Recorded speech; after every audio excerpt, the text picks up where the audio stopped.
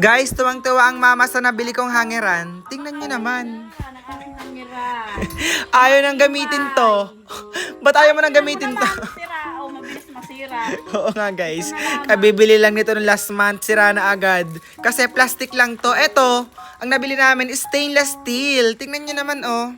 Ganto lang siya oh. May lalagay siya hindi siya kakalawangin. Yan oh. Oo. Kasi nga stainless steel siya. Diba 3 layer yan? 1, 2, 3. Tapos, ang ipit niya dito, 1, 2, 3, 4, 5, 6, 7, 8, 9, 10. Perfect na perfect, guys. Naipitan ng medyas, panyo, boxer, underwear nyo, o kahit anong maliliit na pwedeng isampay dito. Tingnan nyo naman, oh, sobrang daming nailagay.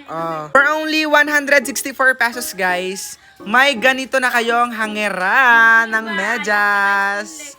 Yes, sobrang tibay. Tingnan nyo naman oh, ang pagka-stainless steel niya. Sobrang kapal. Hindi ang kakalawangin. Pati matagal yung masisira. Siguro aabutin yan ng mga ilang taon. Kaya sa gusto mag-check out guys, i-check out nyo na. Ililink na lang namin sa yellow basket ko. Ang gando.